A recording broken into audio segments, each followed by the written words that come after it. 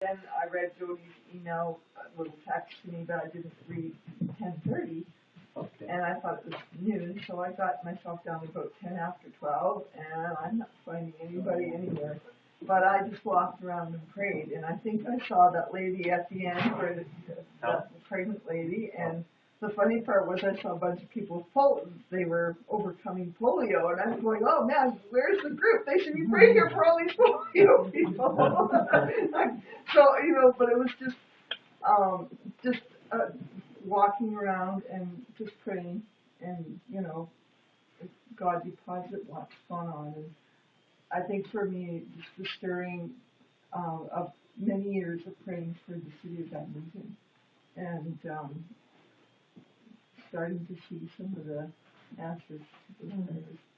It's exciting to see that God's bringing these things about. So after trying it, and then partly giving up on some of those prayers and forgetting to pray, because I'm from my kitchen window, I can see the city downtown. So Wow. yeah. So I got, and then even today, just getting to get out of here finally, I thought, yeah, I finally got out of here. So to get to listen and learn a little bit tonight. Oh, good. So, so far, what have you heard? How has this affected you so far? I think bringing joy, and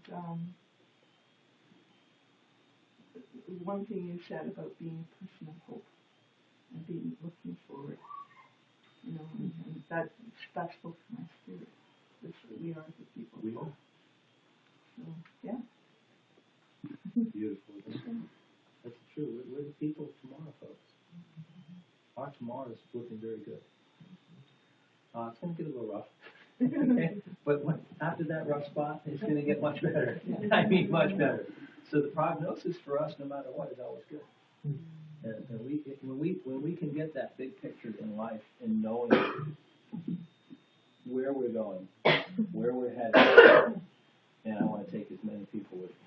Okay, it's not a serial killer. It's a serial lifer. We're just giving serial. I'm taking as many of you as I can with me. You're coming. There's nothing greater than doing what we've been doing, my wife and I, for the past year and a half. And our joy comes in seeing you guys get lit on fire and get on that same road. It's Torben's joy. It's my joy. Little investments like a phone call from two people blow up into people here and countless people out on the streets today. There are many testimonies that are going on right now that we probably aren't even seeing, because there are people that were nearby watching and listening to people praying out in the square. Mm-hmm. And it was 1 hour. Do you see? 1 hour of your time and what it could yield. Imagine now making this a part of your everyday life, and the fruit. The harvest, the Bible says, is plentiful. It is so plentiful that the fruit is dying on the vine.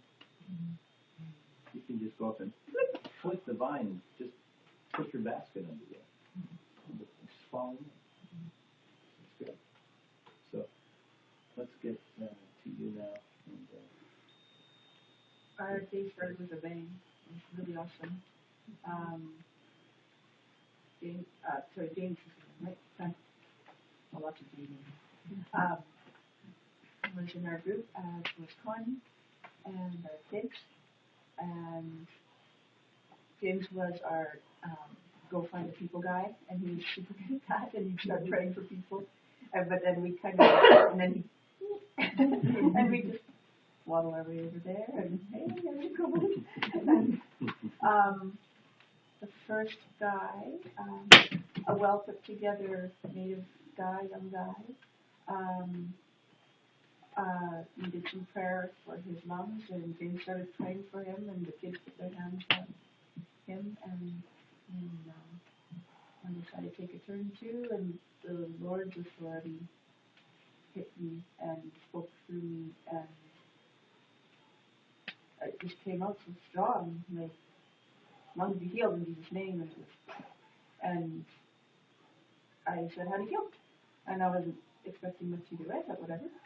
it was a bit better. I'm like, tell the truth, woo, right? I was like, great, let's finish it then, right? And then you finished, and so prayed again, and completely healed, no more. And 2 prayers, it was done. It was so exciting. Was Shane with you for that one? He had his hands on it. Yeah, that's what And on your feet. And then we talked to him. He was a believer. Very. I mean, I love the native. It's just such a soft spirit in my heart. I just they make me melt. So, yeah, he just very open.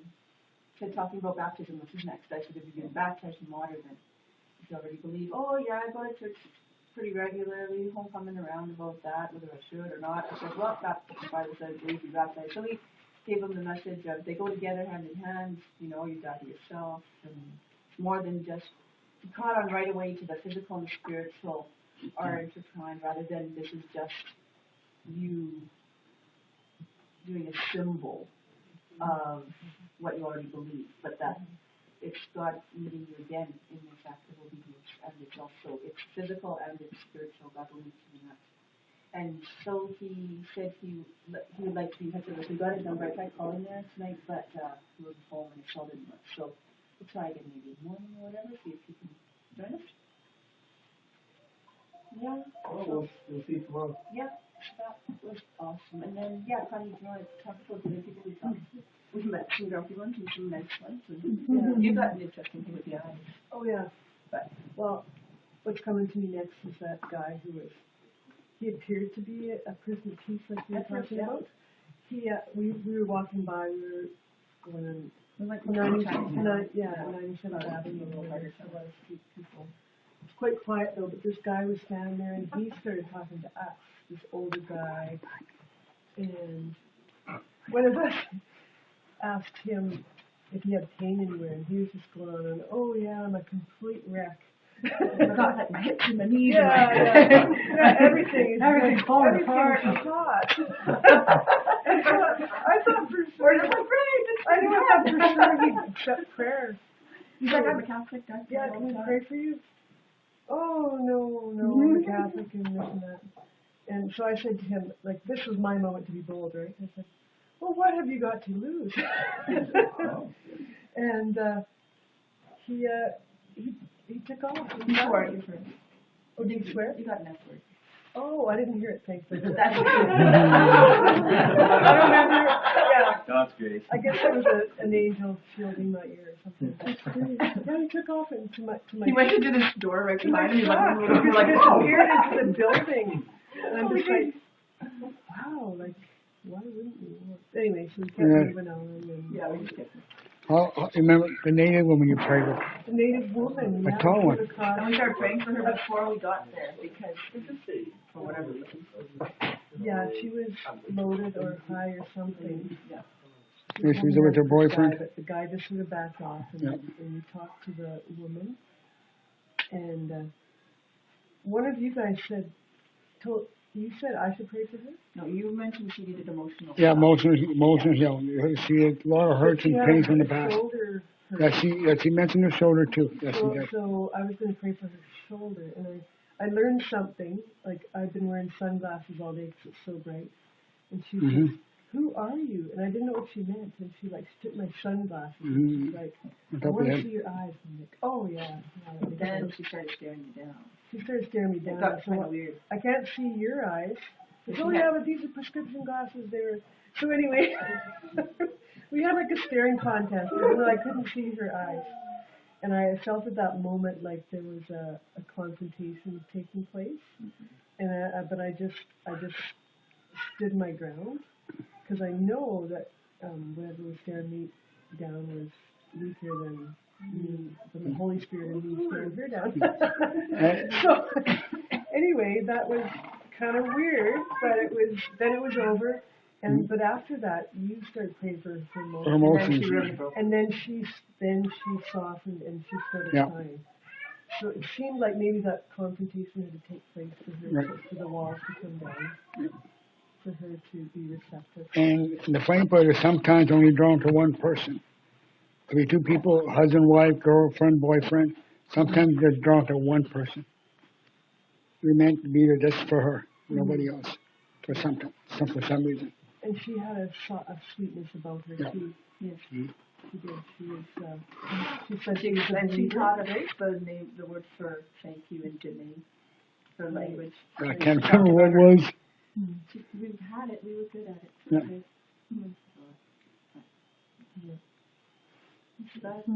So that was about it. Yeah. You remember? No, last time we prayed for. Oh no, I mean about with her. Oh, yeah, with her, yeah.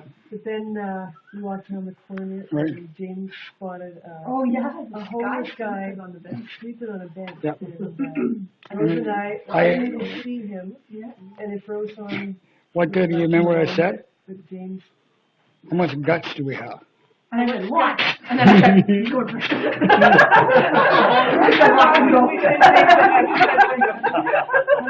You sound like Peter and John. We're talking about last night. Yeah. So James went up to him. We hung back. We had our kids. We didn't want to, like, we freak were him out. protective because we had our kids with us too. I mean, not that he was.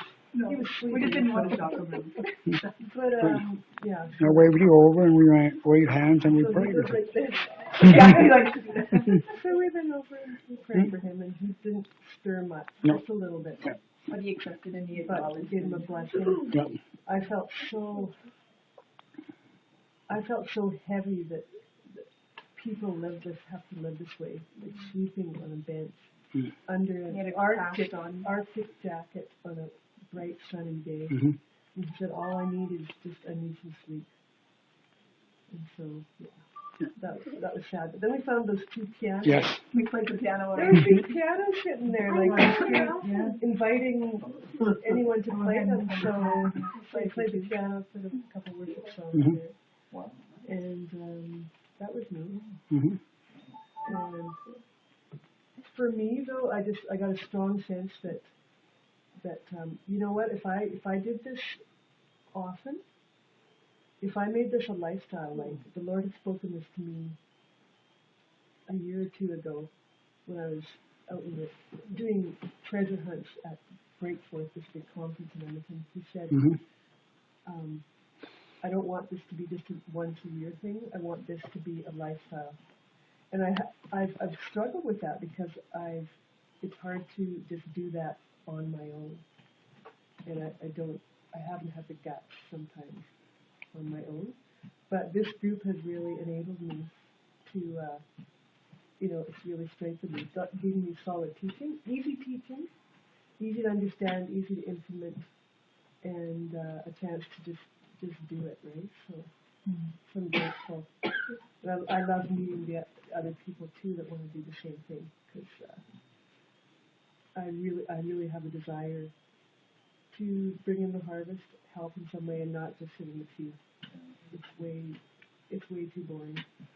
And today you want a spiritual gun battle. You know, Yeah. staring each other down. I can hear the Western music, you know. I know, you know what? I had no fear. No fear But it was whatsoever. interesting. It was awesome. Is I there had a no gift fear. of Like, hearing? Well,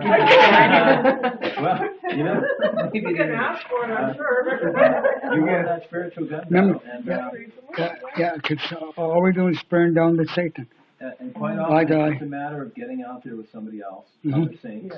And what I love is that we're all coming together from different walks of life, but you see such a complement because we all have the same spirit dwelling in us. Mm-hmm. So your testimony is wonderful. And again, this isn't rocket science. It's not rocket science. We don't have to have a degree.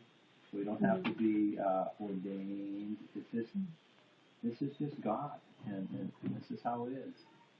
So again, we've been so drawn away by tradition and different things that have detoured us from going out and actually doing the simple, basic things that God has required us to do. Not even requested. It's the Great Commission and not the Great Suggestion. All right, so Hang on. so we're now just taking what God said and just doing it and seeing how God touches that.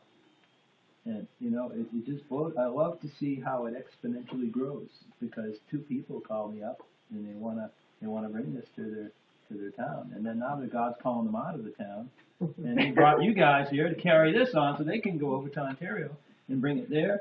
And you guys are going to go back to where you live. not every one of us live here, and now I want to see Canada light on fire. I believe God lit a match. And all of you are part of that, and the fruit and the abundance of all of us, there's going to be such joy around the throne of God when we're together. And it's going to be amazing, because we're all going to celebrate in this harvest. We're all in this together. There are no superstars in this. All right? It's a level playing field. And there's a level world out there.